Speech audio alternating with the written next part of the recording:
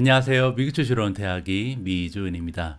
12월 24일 일부의 막을 열도록 하겠습니다. 오늘은 크리스마스 이브잖아요. 이 특별한 날은 여러분들께서는 어떻게 보내고 계신지 궁금합니다. 저와 제 가족은요, 이곳으로 이사 온 지 얼마 되지 않았잖아요. 그래서 오늘은 아주 작은 선물 하나를 들고 옆집에 인사를 다녀왔습니다. 우리가 이제 그 주택에 살고 있거든요. 그래서 양쪽에 그 네이버가 있는데 이 이웃집에 두 곳에 인사를 했습니다. 이번에 이사 온 한국 패밀리고 앞으로 잘 부탁드린다 이렇게 인사를 드렸거든요. 두 집 모두 굉장히 좀 반갑게 인사를 받아주고 앞으로 좀 좋은 이웃이 생긴 것 같아서 굉장히 좀 뿌듯한 하루였습니다. 그중에서도 우리 집 옆집 그 왼쪽에 사시는 분들은요, 노부부가 이제 아이들은 다 장성을 하고 두 분만 살고 계신데 너무나 반갑게 우리 인사를 받아주시고 또 잠깐 들어와서 차 한잔 마시고 가라 그래서 한 1시간 정도 담소를 나누다가 나왔습니다. 그리고 굉장히 친해져서요. 이번에 그 뉴이얼즈 이브에 새해를 맞이할 때 우리 집에 와서 같이 와인 마시면서 새해 축하하는 것이 어떠냐 이런 제안도 받았습니다. 굉장히 좀 시골에서 사는 그런 기분이 나는 것 같아서 뿌듯한 이런 기분을 느끼고 있습니다. 이제 연말이 얼마 남지 않았습니다. 남아있는 2021년 여러분들 최선을 다해서 좋은 기억들 많이 만드시기 바랍니다. 자, 그러면 굉장히 따뜻한 마음을 담고요. 2021년 크리스마스 이브의 일부 방송 바로 시작합니다. 어제 그리고 그제 방송에서 제가 산타 랠리라는 말을 잠깐 여러분들과 함께 나누었잖아요. 정말로 근데 산타가 이번 크리스마스 때는 찾아온 것 같습니다. 어제 주식시장의 흐름도 굉장히 좋았거든요. 보시는 것처럼 S&P 500이 0.62% 올라가면서 마감이 됐고요. 다우존스도 0.55% 상승, 그리고 나스닥은요 0.85%나 급등을 했습니다. 마지막으로 러셀 2000 역시 0.89% 올라가면서 어제 대부분의 주식들이 굉장히 좀 긍정적인 방향으로 좋은 모습을 보였다. 이렇게 정리가 가능합니다. 자, 그러면 개별 종목의 성적표를 살펴보시죠. 그제에 이어서 어제 장에서도 미국 증시를 이끈 종목은요, 바로 테슬라였습니다. 어제 5.76%나 주가가 추가적으로 상승을 했거든요. 굉장한 추세죠. 최근 일주일 동안 18% 넘게 상승을 한 것 같아요. 자, 두 번째로 좋은 모습을 보인 종목은 코인베이스였습니다. 5.34% 상승을 했고요. EV고가 4.91, 그리고 최근 들어서 가장 강력한 모습을 보이는 종목 중에 하나인 마이크론 테크놀로지가 어제 역시도 4.52%나 급등을 했고요. 쇼피파이가 3.88%, 로쿠가 3.01, 메르카도 리브레가 2.83, 더 트레이드 데스크가 2.74%, 차지포인트가 2.31, 니오가 2.24% 올라가면서 전체적으로 굉장히 좋은 모습을 보인 주식들이 많이 있었다. 이렇게 우리가 살펴볼 수가 있고요. 자, 이렇게 분위기가 좋은 와중에 빨간색을 기록한 종목이 몇 개 있는데요. 어떤 종목들이 산타의 선물을 받지 못했는지 한번 확인을 해보도록 하겠습니다. 가장 좋지 않은 모습을 보였던 주식은 루시드고요. 2.74% 떨어졌습니다. 인바이테가 2.52, 퍼시픽 바이오사이언스 오브 캘리포니아가 1.47, 그리고 아이들의 희망인 로블록스가 산타크로스의 선물을 받지 못했습니다. 0.92% 떨어지면서 마감이 됐고요.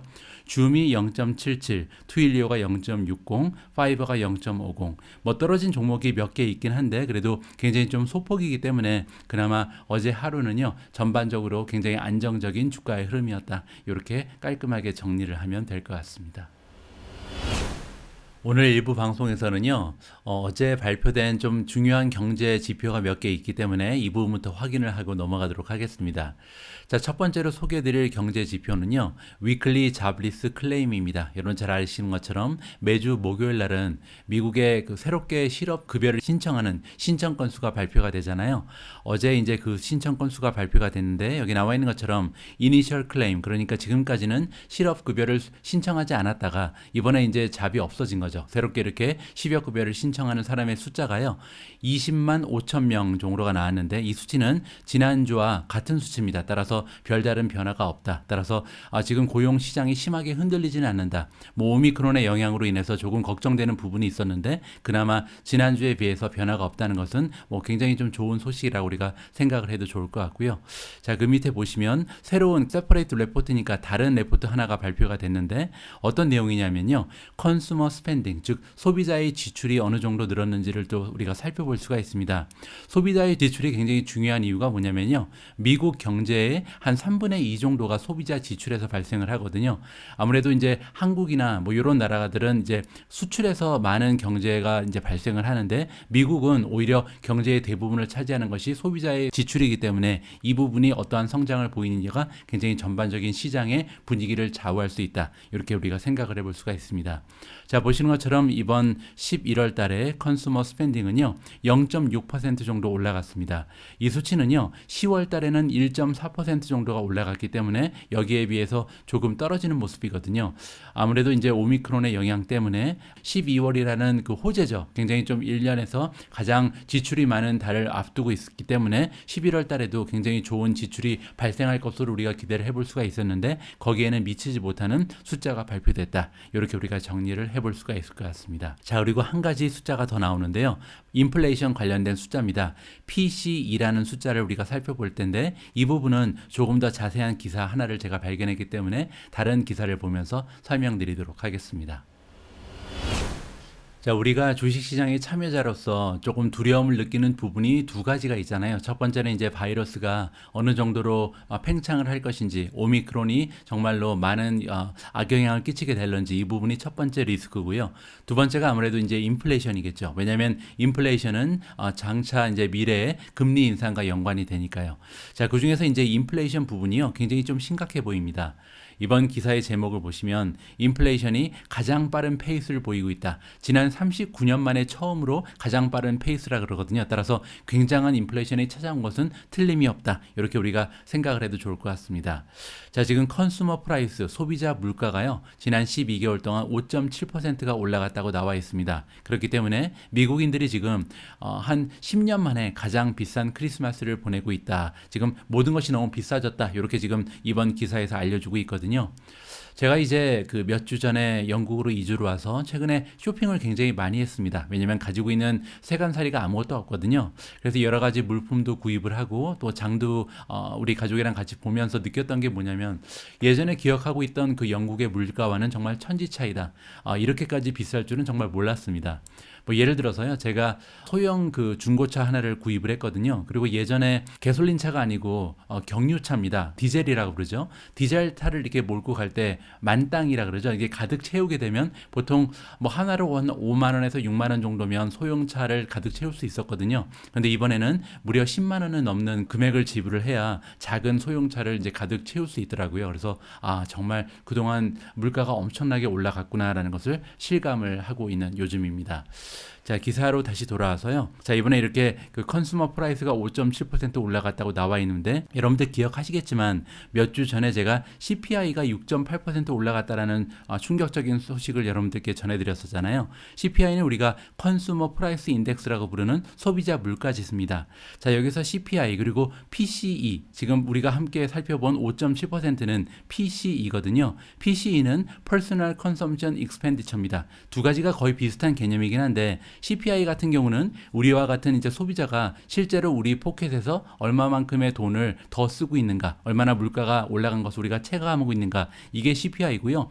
PCE라는 것은 소비자뿐만 아니라 뭐 비영리 단체라든지 아니면 뭐 의료보험 같은 이런 것까지 다 포함을 해서, 왜냐하면 의료보험 같은 거는 우리가 직접 내는 비용이 아니잖아요. 이런 것까지 다 포함을 해서 실질적인 물가의 상승을 계산한다. 이렇게 보시면 될 것 같습니다. 어쨌든 CPI는 6.8%, 그리고 PCE 같은 경우 5.7%가 올라가면서 굉장히 좀 인플레이션이 심각한 상태구나라는 것을 우리가 직접 한번 느낄 수가 있었습니다. 자, 그리고 11월 달에 퍼스널 인컴, 즉 이제 그 수입은 어느 정도 올라간지가 중요하잖아요. 그런데 이렇게 인플레이션은 가파른데도 불구하고 임금은 0.4%밖에 올라가지 못했다. 따라서 소비자들의 소비 심리가 조금은 위축될 가능성을 우리가 생각해 봐야겠죠. 자, 그리고 이렇게 PCE가 이렇게 5.7%나 되는 것은요, 지난 1982년 5.8%를 기록한 이후에 처음이라고 합니다. 따라서 지금 한 20년 만에 엄청나게 커다란 폭으로 물가가 상승하고 있구나라고 우리가 다시 한번 확인을 해볼 수가 있는 거겠죠. 자, 다음으로 준비된 기사는요, 애널의 목소리 편입니다. 최근 들어서 제가 여러분들께 자주 소개해드리는 스타일의 기사인데요. 오늘은 과연 어떤 투자 기관에서 어떠한 종목에 대한 평가를 업데이트 해줬는지 관심을 가지면서 한번 지켜봐 보도록 하겠습니다. 자, 첫 번째 등장하는 투자 기관은 크레딧 스위스고요. 이번에 테슬라라는 종목에 대한 평가를 뉴트럴을 주고 있는데 리이터레이트니까 다시 한번 재확인을 해줬다. 따라서 원래도 중립이었는데 그 중립의 의견을 변화하지 않았다라고 이해하면 될 것 같고요. 자, 그럼에도 불구하고 밑에를 읽어보시면 굉장히 좀 긍정적인 이야기를 해주고 있습니다. 우리가 믿기로는 가장 중요한 투자의 테마, 그러니까 2022년 들어서 테슬라에 투자할 때 가장 중요한 부분이 뭐냐면 서플라이와 디맨드의 미스매치다. 미스매치라는 것은 불균형을 얘기하거든요. 따라서 공급하고 지금 수요가 맞지 않는다는 얘기죠. 지금 같은 경우 테슬라는 생산만 하면 다 팔린다. 이렇게 지금 얘기를 하고 있습니다. 그래서 셀 사이드와 그 바이 사이드의 전망이 다르다는 거죠. 자, 그 얘기는 뭐냐면 셀 사이드, 즉 얼마나 많은 수요가 있는지, 얼마나 판매를 할 수 있는지 이 부분부터 찾아보면 지금 1.3 밀리언 정도의 유닛을 만들어낼 것으로 기대를 하고 있습니다. 내년에 130만 대 정도를 생산할 수 있을 것으로 우리가 전망을 하고 있는데요. 그런데 이제 문제는 뭐냐면요. 바이 사이드, 즉 얼마나 지금 살 수가 있느냐 이쪽을 보면은 그 수요는요. 1.4에서 1.6 밀리언, 즉 140에서 160 밀리언 정도가 나오고 있거든요. 따라서 수요에 비해서 공급이 너무나 부족한 현상이 지금 일어나고 있는 거죠. 이 부분이 아마도 테슬라에 지금 바이를 주지 않고 홀드를 준 이유가 아닐까 나름대로 지금 짐작을 해보고 있습니다. 자, 올해 같은 경우는요. 지금 2021년 최종 12월 말일까지 한 92만 대 정도를 판매할 수 있을 것으로 우리가 지금 예상을 하고 있거든요. 따라서 92만 대에서 내년에 130만 대 혹은 여기에서 좀 초과해서 140만 대 이상까지 올라가게 된다면 굉장히 좀 성장 추세가 가속화되는 모습을 보이는 것이 테슬라다. 굉장히 좀 반가운 전망이 나오고 있는 것 같습니다. 자, 다음으로 살펴볼 수 있는 전망은요. CT가 안겨주고 있는데요. 펠로톤이라는 그 주식에 대해서 중립을 다시 한번 재확인을 해줬습니다. 자, 여기 보시면 바이 레이팅이 지금 한 50%에 이르고 있다. 이 얘기는 뭐냐면요. 전체적으로 펠로톤을 평가하고 있는 애널리스트들이 여러 명 있을 거 아니에요. 전체 애널리스트 중에서 펠로톤에 대해서 매수 의견을 주고 있는 지금 애널리스트의 숫자가 한 반밖에 되지 않는다는 겁니다. 그리고 이 수치는요. 지금 가장 낮은 레벨이다. 그러니까 펠로톤이 상장을 한 이후에 이렇게까지 매수가 50%까지 내려온 적이 없었다. 보통은 이제 그 이상의 좋은 평가를 받고 있었던 종목인데 최근 들어서 굉장히 모멘텀이 많이 떨어지면서 평가의 그 레벨까지 많이 떨어지고 있다. 이렇게 우리가 이해를 해볼 수가 있는 거고요. 자, 다음으로 등장하는 투자 기관은 베어드고요. 이번에 아마존의 아웃 퍼포먼스, 즉 매수 의견을 다시 한번 확인을 해주고 있습니다. 자, 우리가 믿기로는 굉장히 강력한 이커머스의 성장이 지금 계속 일어나고 있는데 왜 이렇게 좋은 성장이 일어나고 있냐면 최근 들어서 피지컬 스토어, 그러니까 길에 있는 실제적인 그 상점에 가면요. 굉장히 많은 물품이 모자른 현상을 지금 보여주고 있습니다. 바로 이제 오미크론의 영향 때문인데요. 실제로 제가 지금 영국에서 쇼핑을 많이 해본 결과 정말 이커머스에만 있는 물건이 너무나 많습니다. 특히 아마존에만 가야 살 수 있는 물건이 정말 넘쳐나거든요. 그런 의미에서 아마존에 대한 그 평가가 지금 굉장히 좋다는 것은 어느 정도 제가 영국에 와서 진짜 몸으로 실감을 하고 이렇게 지금 느끼고 있습니다. 그래서 여러분들께서도 참고를 좀 해주셨으면 좋겠고요. 여기 나와 있는 것처럼 이번에 베어드에서도 굉장히 커다란 규모를 가진 이커머스 기업이 좋다라고 얘기하고 있습니다. 그만큼 재고, 인벤토리라 그러죠. 재고를 잘 확보할 수 있는 유리한 입장이 있기 때문이죠. 그래서 최근에 아마존이라든지 쇼피파이 그리고 이베이 쪽이 나중에 4분기 결과를 발표할 때 굉장히 좋은 추세가 나올 것이다라고 기대를 해볼 수 있을 것 같습니다. 자, 다음은 번스타인인데요. 이번에 페덱스 그리고 UPS에 대해서 바이 의견을 다시 한번 재확인을 해줬다고 합니다. 그 밑에 이제 읽어보시면요. 이커머스가 방금 전에 우리가 얘기한 것처럼 굉장히 좀 좋은 성장을 보여줄 가능성이 높잖아요. 그러면 자연적으로 페덱스 그리고 UPS가 많은 혜택을 입을 수 있다는 거죠. 굉장히 좀 말이 되죠. 따라서 만약에 우리가 아마존이 계속해서 1등 자리를 유지할지 아니면 쇼피파이라든지 아니면 이베이가 다시 치고 나올지 뭐 이 부분이 헷갈린다면 이 부분에 대한 확신이 없다면 그냥 페덱스 그리고 UPS에 투자를 하게 되면 이커머스가 활발하게 진척이 되고 성장이 하는데 여기에 대한 혜택을 그대로 고스란히 우리가 수익률로 창출할 수 있다. 이러한 투자의 논리가 성립할 수 있을 것 같습니다. 자, 다음으로 소개되는 종목은요. 로젠블라트가 이번에 소파이를 바이를 주고 있습니다. 자, 어떠한 의견을 주고 있는지 한번 보시죠. 자, 우리가 기대하기로는 이 소파이의 주가는요. 다소 떨어질 가능성이 있다. 단기적으로 봤을 때는 좀 좋지 않은 흐름을 보일 보일 가능성이 있다라고 일단 얘기를 하고 있습니다.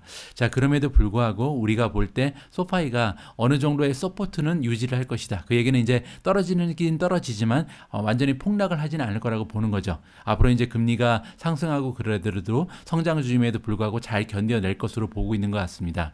자, 그리고 이제 투자자들이 지금 기다리고 있는데요. 어떠한 것을 기다리고 있냐면 가까운 미래에 뱅크 차터 디시전, 즉 뱅크의 라이센스를 획득할 가능성이 높거든요. 지금 그 전망하기로는 2022년 2분기, 그러니까 한 4월부터 6월 사이에 이 은행 라이선스를 취득할 것으로 보고 있고, 만약에 이번에 은행 라이선스가 취득이 되면요, 굉장히 좀 많은 주가의 상승을 우리가 기대해 볼 수가 있다라고 지금 나와 있습니다. 자, 다음으로 넘어가면요, 이번엔 뱅크 오브 아메리카가 파이저를 중립을 다시 한번 확인해 줬다라고 나와 있고요. 자, 밑에 보시면 도이치뱅크가 니오라는 주식에 이번에 프레시 머니 리스트에 넣어줬다. 따라서 도이치뱅크가 운영하고 있는 그 리스트가 하나 있는 것 같습니다. 포트폴리오의 이름이죠. 프레시 머니라는 포트폴리오에 니오를 새롭게 추가했다라고 합니다. 자, 이 포트폴리오가 어떤 의미가 있고, 자, 니오에 대해서 어떤 전망을 하고 있는지는요, 바로 뒤에 기사에서 자세히 한번 살펴보도록 하겠습니다.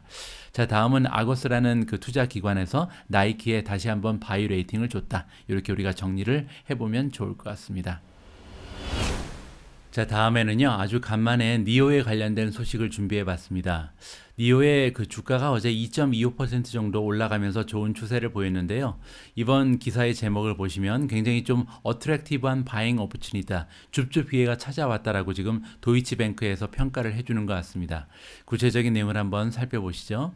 자, 니오가 새롭게 추가가 됐다. 이번에 도이치뱅크에서 운영하고 있는 프레시머니 리스트라는 게 있는데 여기에 추가가 됐다는 거죠. 자, 이렇게 니오를 좋게 생각하는 이유가 여기 나와 있는데요.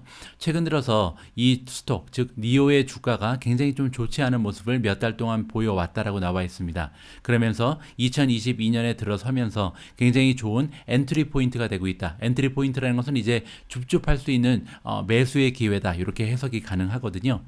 최근 들어서 이렇게 투자자의 심리가 위축되는 그런 이유가 몇 가지가 나와 있습니다. 가장 첫 번째로요, 새로운 그 모델이 나온 적이 없다. 따라서 호재가 너무 없었다는 거죠. 새로운 이제 모델도 계속 출시를 하면서 투자자들의 심리를 좀 자극했어야 되는데 이런 기대감을 형성하는데 실패를 했다라고 지금 얘기를 하는 것 같고요.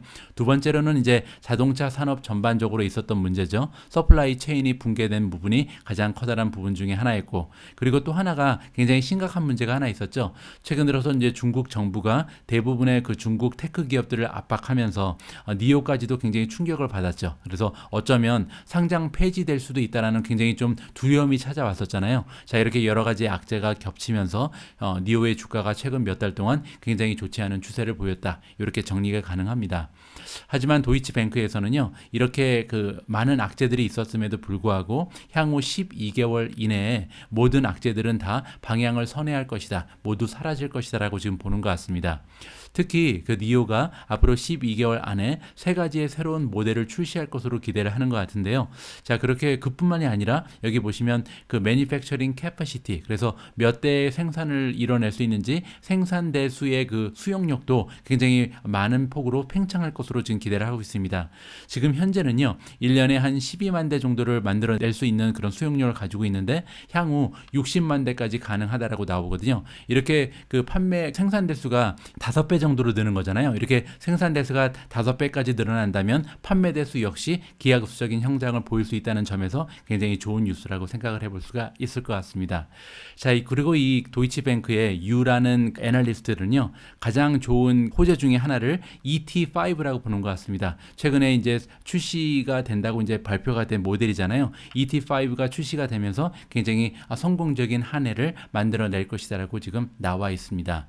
자, 이번 다음 기사를 보시면요, 그 니오 ET5의 모습이 보이거든요.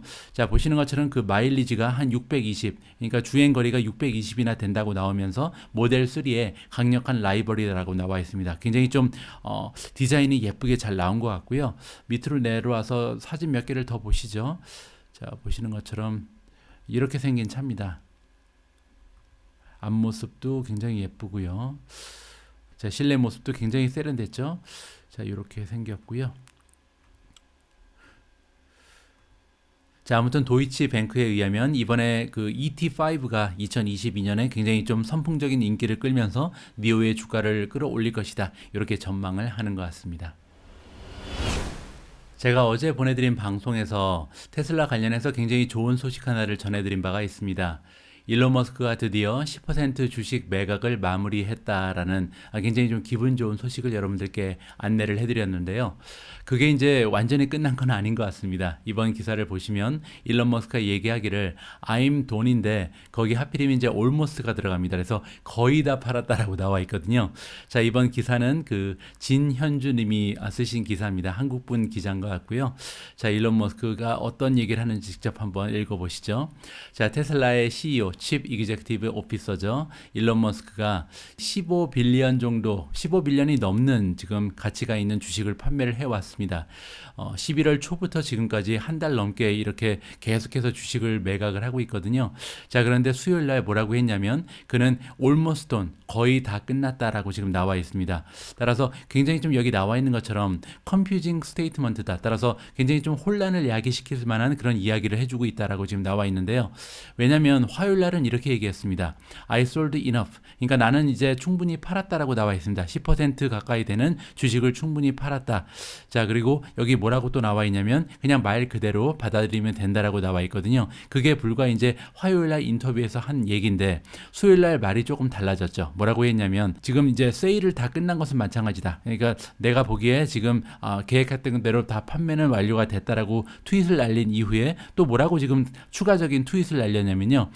몇 번의 그 트윗이라는 것은 뭐냐면 몇 번의 이제 분할이 남아 있다. 따라서 몇 번 더 팔아야 된다. 이렇게 지금 얘기를 하는 겁니다. 따라서 우리 같은 투자자 입장에서는 조금 답답한 그런 얘기를 한 거죠. 하지만 almost done이다. 거의 다 끝났으니까 너무 걱정하지는 말라라고 트위터를 통해서 커뮤니케이션을 해주고 있습니다. 다행인 점은 뭐냐면요. 이렇게 말을 조금 바꿨는데도 불구하고 시장에서는 개의치 않는 것 같습니다. 왜냐하면 almost done이라는 것은 이제 추가적으로 판 게 남았다고 해도 얼마 남지 않았다는 그 미닝이 되는 거잖아요. 따라서 별로 개의치 않고 꾸준히 올라가는 추세를 보여서요. 어제 시장에서도 테슬라의 주가는 6% 가까이 상승하면서 마무리를 했습니다. 제가 다음으로 준비한 기사에는요, 니콜라가 등장을 합니다. 한때 한국 분들께서도 굉장히 투자를 많이 하셨던 인기 종목이었는데요. 굉장히 오래간만에 반가운 소식이 있길래 여러분들과 공유를 해볼까 합니다. 어제 니콜라의 주가가 무려 20% 가까이 올라갔다. 제가 한번 체크를 해봤더니 한 18% 정도 올라가면서 마감을 했거든요. 어떠한 소식이 있었길래 이렇게 주가가 폭등을 했는지 직접 한번 살펴보도록 하겠습니다. 자, 이번에 이렇게 주가가 치솟은 이유가 나와 있는데 기업에서 발표를 했다. 트위터를 통해서 어떤 발표를 했냐면요. 첫 번째 그 고객에게 딜리버리를 했다. 따라서 첫 번째 차량 판매를 완료했다라는 굉장히 좀 반가운 소식이 있었던 것 같습니다. 자, 그리고 또 시그널을 던져줬는데 조금 더 판매가 될 것이다. 그래서 앞으로 꾸준히 판매를 진행할 수 있다라고 지금 얘기를 한 것 같습니다. 그리고 이번 주 초에는요. 또 어떤 발표가 있었냐면 SEC에 125밀리언 정도의 그 차지 벌금이죠. 벌금을 납부를 하겠다라고 지금 동의했다라고 나와 있거든요. 여러분들 잘 알고 계신 것처럼 니콜라 같은 경우는 벌금이 부과된 이유가 뭐였냐면 투자자들을 기만했다. 사기를 쳤다. 이렇게 지금 나와 있거든요. 그때 이제 어떤 게 문제였냐면 니콜라가 가지고 있는 그 제품, 전기차를 얘기하는 거죠. 그리고 그들이 가지고 있는 그 테크놀로지의 커피시티라는 것은 기술력, 그리고 비즈니스의 전망까지도 모든 게 다 약간의 조작이 들어가면서 투자자들을 현혹시켰다. 이러한 그 이유로 인해서 벌금을 부여받았는데 그게 이제 125밀리언이었거든요. 그런데 이번에 드디어 니콜라가 모든 것을 인정하고 125밀리언을 납부하겠다라고 발표를 한 것 같습니다. 어떻게 보면 이제 새로운 마음으로 시작하는 단계에 있지 않은가 우리가 기대를 해볼 수가 있는 거죠. 자, 여러분들 아시는 것처럼 니콜라 같은 경우는요, 2020년 6월에 상장을 했는데 그때 이제 스펙과의 그 합병을 통해서 상장을 했었죠. 그리고 주가가요, 스펙하고 머징을 했다는 얘기는 이제 $10로 상장을 했다는 얘기인데 이 $10밖에 안 됐던 주가가 무려 $90까지 급등을 한 바가 있습니다. 그리고 나서 이제 어제 20% 가까이 급등했는데도 불구하고 아직까지는 $11밖에 되지 않는 굉장히 초라한 성적표를 제출하고 있거든요. 자, 이번에 이제 니콜라이 얘기를 다시 한번 우리가 살펴보면서 기억해야 되는 점은요. 주식 투자를 할 때 포모는 정말로 하지 않아야 되는 굉장히 무서운 일이다. 포모라는 것이 그거잖아요. 나는 잘 모르는 종목인데 남들이 좋다고 하니까 너도 나도 이 종목에 몰려드니까 나도 얼떨결에 따라서 투자를 하는 것을 우리가 포모라고 정의를 해볼 수가 있는데, 절대 주식 투자를 할 때는 포모를 해서는 안 된다. 반드시 내가 공부를 해보고 내가 생각해 봤을 때도 정말 좋아 보이는 종목에만 투자를 하는 것이 굉장히 중요하다는 말씀을 다시 한번 드리고 싶습니다. 자, 최근 들어서 제가 일부 방송 마지막 부분은요, 항상 시킹알파의 프리미엄 멤버십 사용법을 하나씩 여러분들께 알려드리고 있습니다. 오늘 역시도 프리미엄 멤버십에 가입하신 분들을 위해서 하나의 기능을 선보일까 합니다. 자, 프리미엄으로 가셔서요, 밑에 두 번째 보시면 Compare Stocks and Funds라고 나와 있잖아요. 이제 여기를 클릭을 하시면 여러분들이 원하시는 주식이나 ETF를 직접적으로 비교해 볼 수 있는 툴이 여러분들께 펼쳐지거든요. 자, 여기 보시면 Create New Comparison, 비교하고 싶은 것을 여러분들께서 선정을 하실 수가 있습니다. 자, 오늘은 좀 쉽게 진행을 하기 위해서 딱 두 종목만 가지고 선정을 해볼게요. 최대 한 6개까지 여러분들께서 직접 비교를 해보실 수가 있거든요. 자, 오늘은 일단 애플과 마이크로소프트를 비교해 보도록 하겠습니다. 애플은 AAPL이죠. 클릭을 하시고요. 두 번째로 이제 마이크로소프트는 MSFT인가요? 자, 여기 나와 있습니다. 따라서 이 두 종목을 가지고 제가 이제 비교를 누르면 어떠한 특성들이 있고 이 두 종목이 어떻게 다른지 여러분들께서 직접 한번 확인을 해 보실 수가 있거든요. 첫 번째 부분은 이제 프로파일이니까 기본적인 정보가 나와 있습니다. 이 부분은 그렇게 중요한 부분은 아닌 것 같고요. 밑으로 내려와서 첫 번째는 이제 레이팅 부분이죠. 과연 어떠한 평가를 받고 있는지. 퀀트 레이팅이라는 것은 이제 수치적인 정량적인 분석을 통해서 우리가 평가를 해보는 건데, 애플 그리고 마이크로소프트가 둘 다 중립에 지금 머무르고 있습니다. 자, 다음은 SA 오토즈 레이팅, 즉 시킹 알파에 기고를 하는 그 블로거들이 평가를 해주는 건데, 마이크로소프트가 더 좋은 평가를 받고 있죠. 자, 세 번째로 월가에서 일하고 있는 애널리스트들의 평가를 봐도요, 지금 마이크로소프트는 베리 불리시고 애플 같은 경우는 그냥 불리시잖아요. 따라서 전반적으로 시장의 그 평가는 마이크로소프트가 조금 더 우세를 지금 보이고 있다는 것을 우리가 확인을 해볼 수가 있습니다. 자, 밑으로 내려와서요, 이번에는 이제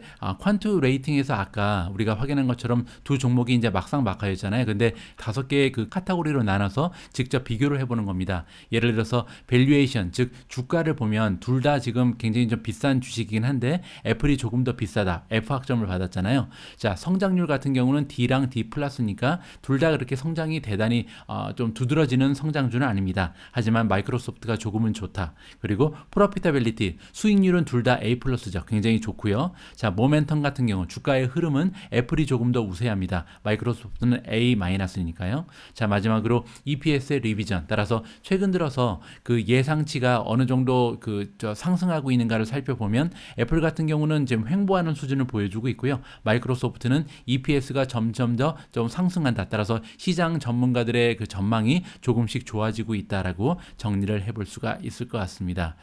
자, 그리고 좀 밑으로 내려와서 리턴이라는 것은 이제 수익률을 얘기합니다. 지난 한 달 동안 수익률은요, 애플이 훨씬 좋죠. 마이크로소프트는 마이너스 1.9%, 애플은 플러스 9%니까요. 자, 그리고 한 6개월을 보면 애플은 31%, 마이크로소프트는 25%고요. 지난 1년 동안의 리턴을 보면 애플이 34, 그리고 마이크로소프트가 무려 50%의 엄청난 수익률을 보여줬습니다. 자, 다음은 5년까지 연장을 해볼까요? 5년은 애플이 540%, 그리고 마이크로소프트가 463%고요. 10년까지 연장을 하면 마이크로소프트가 1494니까 1339의 애플보다는 조금 더 좋은 모습을 보였다. 따라서 기간에 따라서 두 종목이 왔다 갔다 하면서 어떤 종목이 더 우세하다라고 얘기하기가 좀 어려운 상황인 것 같습니다. 조금 더 밑으로 내려와서요, 두 종목 모두 배당이 있잖아요. 배당을 좀 비교를 해보면 일단 배당률은 마이크로소프트가 조금 더 낮죠. 0.74, 애플은 0.50입니다. 여기 보시면 페이아웃 레이시오라는 게 있죠. 과연 전체 순이익에서 몇 퍼센트를 배당으로 사용하는가. 애플이 15%고요. 마이크로소프트가 26%이기 때문에 애플이 조금 널널한 상황이죠. 따라서 배당을 올려줄 수 있는 가능성이 마이크로소프트보다는 높다. 하지만 마이크로소프트의 26.95%도 굉장히 양호한 숫자이기 때문에 별 차이는 없다라고 이해해서 좋을 것 같습니다. 자, 다음은 배당의 성장 3년을 보면 7%, 그리고 마이크로소프트가 10%니까 마이크로소프트가 우월하죠. 그리고 5년 평균을 보면 애플이 9.18 그리고 마이크로소프트가 9.37이고요. 자, 지난 과거 몇 년 동안 그 배당금이 매년 상승했는지를 보면 애플은 지난 9년 동안 계속해서 상승을 시켜줬고요. 마이크로소프트는 17년간 한 해도 빼놓지 않고 계속 배당을 올려줬습니다. 따라서 배당만 보면 마이크로소프트가 조금 더 우세한 모습을 보인다라고 정리가 가능하겠죠.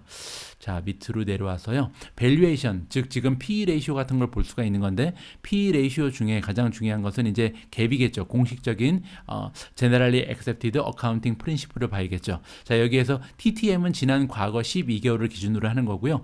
포워드는 앞으로 12개월을 기준으로 하는 겁니다. 일단 TTM을 보시면 지난 12개월의 순이익에 비해서 시가총액이 애플 같은 경우는 31배 정도 올라가 있는 거고요. 마이크로소프트는 굉장히 비싸죠. 37배까지 올라가 있습니다. 앞으로 12개월을 기준으로 했을 때도 애플은 30배 그리고 마이크로소프트는 35배니까요. 지금 현재 애플이 마이크로소프트보다는 조금 더 싼 주식이라 우리가 해석을 해볼 수가 있죠. 뭐 그 밑에 이제 PEG 같은 것도 굉장히 중요하다고 제가 말씀을 드렸잖아요. PEG가 만약에 1.0 밑으로 형성이 되면 굉장히 좋은 줍줍의 기회다. 왜냐하면 PEG라는 것은 PE 레이시오랑 그로스 레이트, 성장률을 비교하는 거잖아요. 지금 성장률이 PE 레이시오를 넘어서는 거기 때문에 두 종목 모두 굉장히 좋은 PEG를 보이고 있다. 이렇게 우리가 해석을 해볼 수가 있습니다. 자, 그로스 레이트 한번 봐볼까요? 지난 YOY가 있고 3년 평균, 5년 평균이 있습니다. 일단 1월 1일부터 지금까지 매출의 성장을 보면 애플이 33% 그리고 마이크로소프트가 19%밖에 되지 않았기 때문에 애플이 훨씬 더 좋은 성장을 보여주고 있고요. 지난 3년 평균을 보면 11.26 그리고 마이크로소프트는 15%입니다. 5년 평균도 11%, 15%로 마이크로소프트가 조금 더 좋은 모습을 보여준다라고 우리가 해석을 해볼 수가 있고요. 자, 프로피터빌리티, 수익률 같은 경우는 지금 그로스 프로핏 마진, 즉 총이익률을 보면요. 애플이 41% 그리고 마이크로소프트가 68%이기 때문에 아무래도 제조업을 하고 있는 애플보다는 소프트웨어 중심인 마이크로소프트가 훨씬 더 좋은 모습을 보이고 있고요. 넷 인컴 마진, 즉 순이익 마진 같은 경우는 애플이 25.88 그리고 마이크로소프트가 38%라는 엄청난 총 순이익률을 보여주고 있습니다. 자, 이 밖에도 여러 가지 정보가 여기 나와 있는데요. 시간 관계상 모든 것을 다 설명드리기는 어려울 것 같고, 자, 이렇게 두 종목 아니면 최대 6종목까지 여러분들께서 직접 선정을 하시고요. 어떤 종목이 가장 좋을지 여러분들께서 직접 확인을 해볼 수 있는 굉장히 좋은 툴이 시킹 알파 프리미엄 멤버십에 포함이 되어 있다. 이렇게 이해를 하시면 좋을 것 같습니다. 자, 오늘 제가 준비한 내용은 여기까지입니다. 어떻게 여러분들 투자 활동에 도움이 되는 내용을 발견하셨는지 모르겠습니다. 자, 크리스마스 이브인데요. 기분 좋게 오늘 하루 보내시고 저는 저녁 8시에 2부 방송으로 다시 인사드릴 수 있도록 하겠습니다. 우리 모두가 미국 주식 투자로 은퇴하는 그날까지 다 함께 화이팅입니다. 행복한 하루 되세요. 감사합니다.